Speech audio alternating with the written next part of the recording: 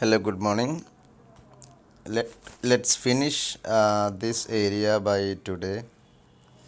We have finished almost 99% of this topic, active and passive voices. I hope you have no doubts in this case, and we have discussed all the topic that is there in your textbook. Okay, and today I'm just presenting you another topic uh, which is not in your textbook, but you should know this before we are doing active and passive. And this is not mentioned in your textbook. Don't forget this. There are two types of verbs in English. Look at the topic: transitive and intransitive verbs. So we should know about this transitive and intransitive for changing active voice into passive voices. Okay. So what are the differences between these two? So let's begin with transitive verb. A transitive verb is a verb which has one or more objects to receive the action. So there are two types of verbs in English. One is the verb which has an object, and the other one is the verb which has not an object. I will come to the examples, then you can understand it in a very much better. See, two types of verbs are there in English: the verb which has an object and the verb which has no objects. See, transitive verb is the verb which has an object. So what do you mean by object? We have discussed the structure of English sentences, right? We will begin with subject, then verb comes, then object. What is this object? So the object is the person or thing that receives the action of the verb. ശ്രദ്ധിക്കുക, രണ്ട് കാര്യങ്ങൾ നിർബന്ധമായിട്ടും അറിയേണ്ടതുണ്ട് active വോയിസിൽ നിന്നും passive വോയിസിലേക്ക് മാറ്റുന്നതിന് മുമ്പ്. ഞാൻ പറഞ്ഞ പോലെ രണ്ട് തരം സെൻറ്റൻസുകളാണ് ഇംഗ്ലീഷിലുള്ളത്. രണ്ട് തരം വേർബുകളുണ്ട്. വേർബിനെ പല രീതിയിലും ക്ലാസിഫൈ ചെയ്തിട്ടുണ്ട് കേട്ടോ. ഇതൊരു വേ ഓഫ് ക്ലാസിഫൈയിങ് വേർബാണ്. അതിൽ വേർബിന് ഒബ്ജക്റ്റുള്ള വേർബ്, അതുപോലെ ഒബ്ജക്റ്റ് ഇല്ലാത്ത വേർബ്, ഇങ്ങനെ രണ്ട് തരത്തിലുണ്ട്. അപ്പം ഒബ്ജക്റ്റുള്ള വേർബാണെങ്കിൽ അതിനെ വിളിക്കുന്ന പേര് ട്രാൻസിറ്റീവ് എന്നാണ്. അപ്പോൾ അതിന് മുമ്പ് എന്താണ് ഒബ്ജക്റ്റ് നമ്മൾ അറിയേണ്ടതുണ്ട് അല്ലേ? എന്താ ഒബ്ജക്റ്റ് എന്ന് പറഞ്ഞാൽ? an object is the person or thing that receives the action of the verb. ഒരു വെർബ് എന്ന് പറയുമ്പോൾ ഒരു പ്രവൃത്തിയാണല്ലോ. ആ പ്രവൃത്തിയുടെ ആക്ഷനെ റിസീവ് ചെയ്യുന്ന വ്യക്തിയാവാം, വസ്തുവാവാം. For example, I kill a cat. I kill a cat. ഇവിടെ കിൽ എന്ന് പറയുന്ന ആക്ഷൻ അല്ലേ? കിൽ എന്ന് പറയുന്ന ആക്ഷൻ, ഈ ആക്ഷനെ റിസീവ് ചെയ്തു ആര്? കാറ്റ്. കുറച്ചും കൂടെ ലളിതമായിട്ട് പറയുകയാണെങ്കിൽ, ഈ വേർബ് എടുക്കുന്ന സമയത്ത് ഈ വേർബ് എന്ത് ചെയ്തു അല്ലെങ്കിൽ ആരെ ചെയ്തു എന്നുള്ള ഒരു ഉത്തരം കിട്ടുകയാണെങ്കിൽ അതിനെ എന്താ പറയുക, ഒബ്ജക്റ്റ് എന്ന് വിളിക്കും. ഓക്കെ. ഫോർ എക്സാമ്പിൾ, ഞാൻ വെള്ളം കുടിച്ചു. ഐ ഡ്രിങ്ക് വാട്ടർ അല്ലേ? ഇവിടുത്തെ വേർബ് എന്ന് പറയുന്നത് ഇറ്റ്സ് ഡ്രിങ്ക്. ഡ്രിങ്കാണ് വേർബ്. ഈ വേർബ്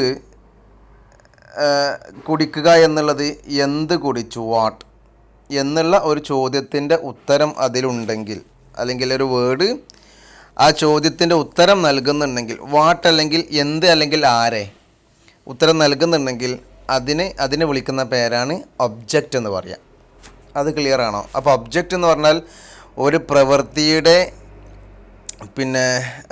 പ്രവൃത്തിയെ റിസീവ് ചെയ്യുന്ന ഒരു വസ്തുവോ അല്ലെങ്കിൽ ഒരു വ്യക്തിയോ ആണ് ഒബ്ജക്റ്റ് എന്ന് പറയാം. ഇനി വേറെ എക്സാമ്പിൾ നോക്കിയേ. ഞാൻ നേരത്തെ പറഞ്ഞ പോലെ തന്നെ I kill the cat. Okay, ഇവിടെ കിൽ എന്ന് പറയുന്നതിന് ഞാൻ കൊന്നു, ആരെ കൊന്നു എന്ന ചോദ്യത്തിന് ഉത്തരം ഈ വേർഡ് നൽകുന്നുണ്ടെങ്കിൽ ഇത് ഒബ്ജക്റ്റാണ്. ക്ലിയറായെന്ന് വിചാരിക്കുന്നു. ഇനി ഇവിടെ താഴെ ഞാൻ കുറേ എക്സാമ്പിളുകൾ കൊടുത്തിട്ടുണ്ട്, കൂടുതലൊന്നുമില്ല, 3 എക്സാമ്പിളുകൾ. Please bring the coffee. Bring ആണ് ഈ സെൻറ്റൻസിലെ വേർബ് അല്ലേ? ബ്രിങ് ദ കോഫി, കൊണ്ടുവരിക. വാട്ട്, എന്താ കൊണ്ടുവരേണ്ടത് എന്നുള്ള ചോദ്യത്തിന് ഈ കോഫി ഉത്തരം നൽകുന്നുണ്ടെങ്കിൽ അതിൻ്റെ അർത്ഥം ദിസ് ഈസ് ആൻ ഒബ്ജക്റ്റ്. കിട്ടിയോ? I bring the coffee. The girls carry water. ഇവിടെ ക്യാരി എന്നുള്ളതാണ് വേർബ്. ക്യാരി, കൊണ്ടുവരിക. അതിൻ്റെ ശേഷം വാട്ടർ എന്ന് പറയുന്ന ഒരു വേർഡ് ഉണ്ട്. ഇത് ഈ കൊണ്ടുവന്നത് എന്ത് അല്ലെങ്കിൽ ആരെ എന്ന ചോദ്യത്തിന് ഉത്തരം നൽകുന്നുണ്ടെങ്കിൽ it's an object. She loves rainbow. അവൾക്ക് റെയിൻബോ ഇഷ്ടമാണ്. ഷീ ലവ്സ്, എന്തിനെ ഇഷ്ടമാണ്? റെയിൻബോ. അപ്പം ഇറ്റ്സ് ആൻ ഒബ്ജക്റ്റ്. അപ്പോൾ ഈ ട്രാൻസിറ്റീവ് വേർബുകളുടെ പ്രത്യേകത, for every transitive verb which has an object, ഇത് വളരെ ഇമ്പോർട്ടൻ്റ് ആണ്. Then and the sentences with transitive verbs will not be completed without an object. ഒരു ഒബ്ജക്റ്റ് ഇല്ലെങ്കിൽ ആ സെൻറ്റൻസുകൾ, ട്രാൻസിറ്റീവ് വേർബുള്ള സെൻറ്റൻസുകൾ കംപ്ലീറ്റ് ആവണമെന്നില്ല. For example, please bring the coffee. Coffee കൊണ്ടുവരൂ. ഇവിടെ പ്ലീസ് ബ്രിങ് എന്ന് മാത്രമായിരുന്നെങ്കിൽ that sentence is not completed. Please bring. അപ്പോൾ ട്രാൻസിറ്റീവ് വേർബുകളുള്ള സെൻറ്റൻസുകളിൽ we should add an object, and without an object that sentence may not be completed. Clear ആണല്ലോ? ഞാൻ എന്തിനാണ് ഈ ട്രാൻസിറ്റീവ് ആൻഡ് ഇൻട്രാൻസിറ്റീവ് വേർബുകളെ കുറിച്ച് നിങ്ങളോട് പറയുന്നത് എന്ന് പറഞ്ഞു കഴിഞ്ഞാൽ ഞാനിത് അവസാനം പറയാം. Let see what is intransitive verb. The verb which do not have an object to receive the action. Object ഇല്ലാത്ത വേർബുകളെയാണ് ഇൻട്രാൻസിറ്റീവ് വേർബ് എന്ന് വിളിക്കുക. Look at the examples. They jumped to the pond. അവർ കുളത്തിലേക്ക് ചാടി. അവിടെ jump is a verb here അല്ലേ? ഈ ജംപ്, പോണ്ട് എന്ന് പറയുന്നത് എന്ത് ചാടി അല്ലെങ്കിൽ ആരെ ചാടി എന്നതിൻ്റെ ഉത്തരം നൽകുന്നില്ല. ദ പോണ്ട് എന്ന് പറയുന്ന വേർഡ്. ക്ലിയർ? നേരത്തെ പറയുന്നു ഒബ്ജക്റ്റ് എന്ന് പറയുന്നത് ശരിക്കും വേർബ് എന്ത് ചെയ്തു അല്ലെങ്കിൽ ആരുടെ മേൽ ചെയ്തു എന്നതിന് ആൻസർ നൽകുന്നുണ്ടെങ്കിൽ that is we can call as an object. But in this sentence to the pond is not an object because it doesn't give the answer of what or whom. Clear എന്ന് ചോദിക്കുന്നു. അതായത് ഈ jump എന്ന് പറയുന്ന പ്രവൃത്തിയെ receive ചെയ്തിരിക്കുന്ന വേർഡല്ല, അതിനെ സ്വീകരിച്ചിരിക്കുന്ന വേർഡല്ല ഈ പറയുന്ന ദ പോണ്ട് എന്ന് പറയുന്നത്. ക്ലിയർ ആണെന്ന് വിചാരിക്കുന്നു. അതുപോലെ ഷീ ഗോസ് ടു സ്കൂൾ. അവൾ സ്കൂളിലേക്ക് പോയി. ഗോസ്, പോയി. എന്ത് പോയി, ആര് പോയി, ആരെ പോയി എന്നുള്ളതിൻ്റെ ടു സ്കൂൾ, ഈ സ്കൂൾ എന്ന് പറയുന്ന വേർഡ് ഉത്തരം നൽകുന്നില്ല. That means that is not an object. She was crying. That is this cry has not an object. I left the school. ഞാൻ സ്കൂൾ വിട്ട് പോയി. I left the school early. ഞാൻ നേരത്തെ സ്കൂൾ വിട്ട് പോയി എന്ന് പറയുന്നിടത്ത് ലെഫ്റ്റിൻ്റെ ഒബ്ജക്റ്റ് അല്ല ദ സ്കൂൾ എന്ന് പറയുന്നത്. So the verb which has not an object is called intransitive verb. So I hope you understand the difference between transitive and intransitive. Let me tell you once again. Transitive is the verb which has an object. At the same time, intransitive is a verb which has not an object. Clear? Now let's come to the point. And the point എന്താ വെച്ച് കഴിഞ്ഞാൽ for intransitive verb, for the sentences which has an intransitive verb, there is no passive voices. That means we cannot change the verb sentences which has an intransitive verb into passive voices. അതായത് intransitive വേർബുകളുള്ള ഒരു സെൻറ്റൻസിനെ നമുക്ക് പാസീവിലേക്ക് മാറ്റാൻ സാധിക്കില്ല. Let say for example, ഞാൻ മലയാളത്തിൽ തന്നെ പറയാം കേട്ടോ, ഒന്ന് ആലോചിച്ച് നോക്കിയേ. അവൻ മാങ്ങ കഴിച്ചു. അവൻ മാങ്ങ കഴിച്ചു. It's an example for active sentence in Malayalam അല്ലേ. അവൻ മാങ്ങ കഴിച്ചു. അതിനെ വി കുഡ് സേ മാങ്ങ കഴിക്കപ്പെട്ടു, അല്ലെങ്കിൽ മാങ്ങ അവനാൽ കഴിക്കപ്പെട്ടു എന്ന് പറയാം. ശരിയല്ലേ? മാങ്ങ അവനാൽ കഴിക്കപ്പെട്ടു. Because that eat, the verb eat is a transitive verb. So മാങ്ങ അവനാൽ കഴിക്കപ്പെട്ടു എന്ന് പറയാം. അറ്റ് ദ സെയിം ടൈം ഇവിടെ നോക്കിയേ, they jumped to the pond. അവർ കുളത്തിലേക്ക് ചാടി. കുളം അവരാൽ ചാടപ്പെട്ടു എന്ന് പറയാൻ കഴിയില്ല. It is not in the language. അടുത്ത് നോക്കിയേ, ഷീ ഗോസ് ടു സ്കൂൾ. അവൾ സ്കൂളിലേക്ക് പോകുന്നു. സ്കൂൾ അവളാൽ പോകപ്പെട്ടു എന്ന് പറയാൻ കഴിയില്ല. Because this is an intransitive verb. I hope you cleared you understand the differences. ഇപ്പം മനസ്സിലായിട്ട് വിചാരിക്കുന്നു. എന്നാലോചിച്ച് നോക്കിയേ, ഞാൻ അവനെ അടിച്ചു, അല്ലെങ്കിൽ വേണ്ട, പൂച്ച കൊല്ലപ്പെട്ടു എന്ന് പറയുമ്പം ഇറ്റ്സ് എ പാസീവ് വോയിസ് അല്ലേ.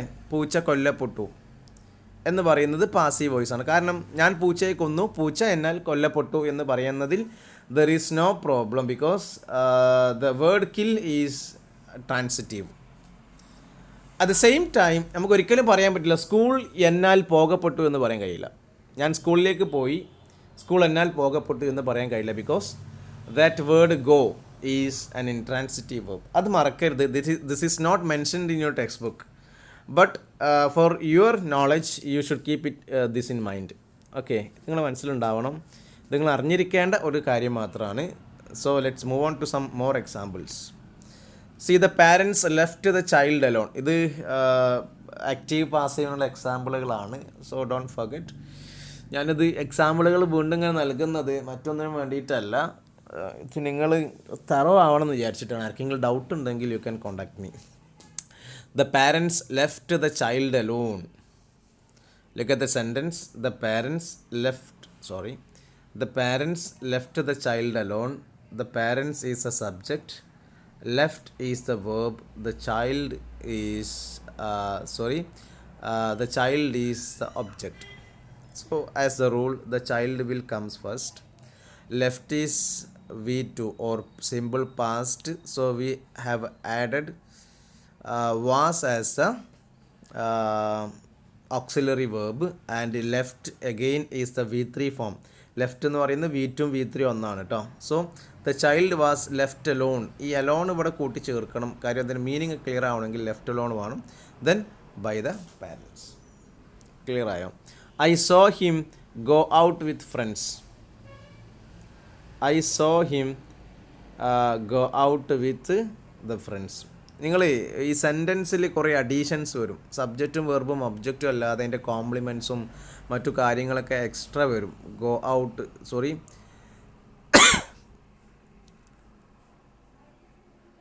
Okay.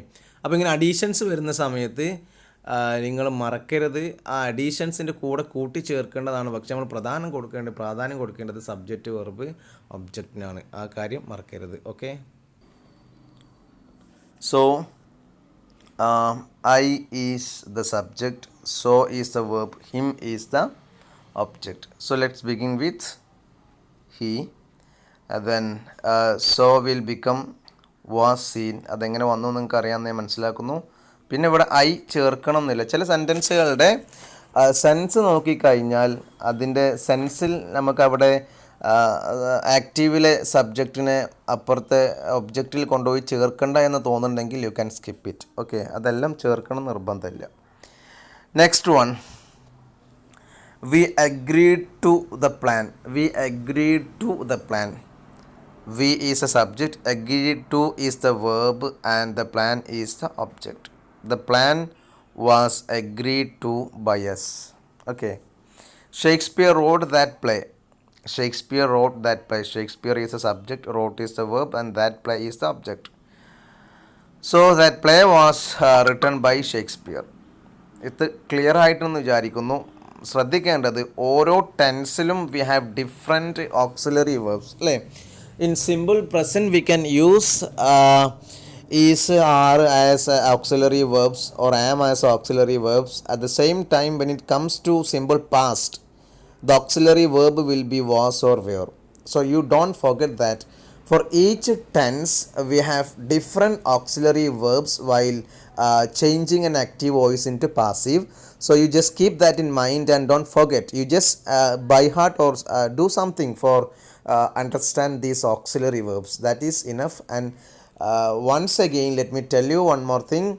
There are three things that we should keep in mind while preparing an active voice into passive. First one is just change or an interchange of subject and object. Clear ആണല്ലേ. Second one is add an auxiliary verb in addition to the existing auxiliary verb if any. അതായത് ഒരു auxiliary വേർബിന് add ചെയ്ത് കൊടുക്കണം. അതായത് നിലവിൽ സെൻറ്റൻസിൽ auxiliary verb ഉണ്ടെങ്കിൽ അതിന് additional ആയിട്ട് മറ്റൊരു ഓക്സിലറി വേർബിന് ചേർത്ത് കൊടുക്കണം. ഇത് നമ്മൾ ഡിസ്കസ് ചെയ്തതാണ്. And third important point is change the verb into V3 form. എല്ലാ പിന്നെ പാസീവ് വോയിസിലെയും വേർബുകൾ V3 ഫോമുകളായിരിക്കും. ഓക്കെ, അപ്പോൾ ഇത്രയും കാര്യം നിങ്ങളെ മനസ്സിലുണ്ടെന്ന് വിചാരിക്കുന്നു. മറക്കരുത്. And I am just going to wind up this area by today's class. ഇനി അവസാനമായിട്ട് നിങ്ങൾ കുറച്ച് എക്സസൈസുകളുണ്ട്. ഇത് നിങ്ങളുടെ ഫോളോ അപ്പ് ആക്ടിവിറ്റിയാണ്. അപ്പോൾ വീഡിയോ അവസാനം വരെ കണ്ട ആളുകൾക്കാണ് ഇന്നത്തെ ഫോളോ അപ്പ് ആക്ടിവിറ്റി ഉള്ളത്. ആൻഡ് ഡോണ്ട് ഫർഗെറ്റ്, നിങ്ങൾ പലതും ചെയ്യാറുണ്ടെന്ന് എനിക്കറിയാം. അതായത് ഇതിലെ ക്വസ്റ്റ്യൻസ് മാത്രം ഗ്രൂപ്പിൽ ഷെയർ ചെയ്തിട്ട് അതിൻ്റെ ആൻസർ ഷെയർ ചെയ്ത് കൊടുക്കുക. അങ്ങനെയൊന്നും ചെയ്യരുത്. അവനവൻ ഇത് പഠിച്ചിട്ട് ചെയ്യട്ടെ. ആ രീതിയിൽ നിങ്ങൾ ഓരോരുത്തരും ഇതുമായിട്ട് സഹകരിക്കണം. അങ്ങനെ വേണമെങ്കിൽ ഇങ്ങനൊരു ഫോളോ അപ്പ് ആക്ടിവിറ്റി ഉള്ളത് ഞാൻ തൽക്കാലം ഗ്രൂപ്പിൽ അറിയിക്കുന്നില്ല. നമുക്ക് നോക്കാം, ഒരു ടെസ്റ്റ് ചെയ്ത് നോക്കാം എത്ര ആളുകൾ വീഡിയോ അവസാനം വരെ കാണുന്നുണ്ട് എന്നുള്ളൊരു ടെസ്റ്റിന് വേണ്ടി മാത്രമാണ്. അതുകൊണ്ട് ദയവ് ചെയ്ത് ഈ വീഡിയോ അവസാനം വരെ കണ്ട് ഫോളോ അപ്പ് ആക്ടിവിറ്റി എഴുതുന്ന ആളുകൾ ഇന്നത്തെ ഒരു ദിവസത്തേക്കെങ്കിലും ദയവ് ചെയ്ത് നിങ്ങൾ ഇതൊന്ന് പുറത്ത് പറയാണ്ടിരിക്കാം. ലെറ്റ് മീ നോ എത്ര ആളുകൾ ഇത് ചെയ്യുന്നുണ്ടെന്ന് ഞാനും കൂടെ ഒന്ന് അറിയട്ടെ. കാര്യം ഞാൻ അതിൻ്റെ വ്യൂസ് നോക്കുന്ന സമയത്ത് ശരിക്കും ഇത് എത്ര മണിക്കൂർ കണ്ടു എന്നൊക്കെ എനിക്ക് നോക്കിയാൽ കാണാൻ പറ്റും. എൻ്റെ ഐഡിയിൽ കയറി നോക്കിയാൽ കാണാൻ പറ്റും. അപ്പോൾ ഇത് ഇപ്പോൾ ഒരു അരമണിക്കൂറിൻ്റെ വീഡിയോ ആണെങ്കിൽ അതിൽ 15 വ്യൂസ് അല്ലെങ്കിൽ 20 വ്യൂസൊക്കെ ഉണ്ടാവും വീഡിയോക്ക്. അതേ സമയം അതിൻ്റെ മണിക്കൂറുകൾ നോക്കുകയാണെങ്കിൽ ആകെ പിന്നെ അരമണിക്കൂർ ഉണ്ടാവുള്ളൂ. അപ്പോൾ 15 ആളുകൾ ആകെ അരമണിക്കൂർ കണ്ടു എന്ന് പറഞ്ഞാൽ അതിൻ്റെ അർത്ഥം വീഡിയോ തുടങ്ങി പിന്നെ അവസാനിപ്പിച്ചു എന്നാണ് അതിൻ്റെ അർത്ഥം. അപ്പോൾ അങ്ങനെയുള്ള ആളുകൾ ആരെങ്കിലും ഉണ്ടോ എന്ന് അറിയാൻ വേണ്ടിയിട്ടും കൂടെയാണ്. അപ്പോൾ ഇനി ഫോളോ അപ്പ് ആക്ടിവിറ്റീസ് തരുന്നുണ്ടെങ്കിൽ ഞാൻ ഇതിൻ്റെ ലാസ്റ്റിലാണ് ഫോളോ അപ്പ് ആക്ടിവിറ്റീസ് തരാൻ ഉദ്ദേശിക്കുന്നത്. ദയവ് ചെയ്ത് ഇത് കാണുന്ന ആളുകൾ ഇതൊരു റിക്വസ്റ്റാണ്, പരിഗണിക്കണം. മറ്റൊന്നിനും വേണ്ടിയിട്ടല്ല, നിങ്ങളുടെ കൂട്ടുകാരെയൊക്കെ ഇത് കാണട്ടെ, കണ്ടിട്ട് പഠിക്കട്ടെ. നമ്മൾ സഹായിച്ചു കഴിഞ്ഞാൽ സ്വാഭാവികമായിട്ടും ആ മക്കൾ തീർച്ചയായിട്ടും പരീക്ഷയ്ക്ക് തോൽക്കും, മറക്കരുത്. So here is the questions. The teacher is going to explain the lesson. ഇതിനൊക്കെ പാസീവിലേക്ക് മാറ്റാൻ വേണ്ട കേട്ടോ. Can we change the mattress? Someone has stolen my purse. I advised my friend to work hard. They will send him the telegram. The doctors have operated upon the patient. I always service my car at the service station. She has suggested a new idea. Two bullocks were pulling the farmer's cart. Jane had returned the book to the library. The secretary will have made the announcement. Is Mr. Wilson painting your house? They are mending the wall. Okay, ഇത്രയാണ് questions ഉള്ളത്. So don't forget. ഇത് ഇന്ന് രാത്രി 9 മണിക്ക് നിങ്ങൾ എഴുതിയിട്ട് അയച്ചു തരും എന്നുള്ള പ്രതീക്ഷയിലാണ്. So I am waiting. Bye then see you. Thank U.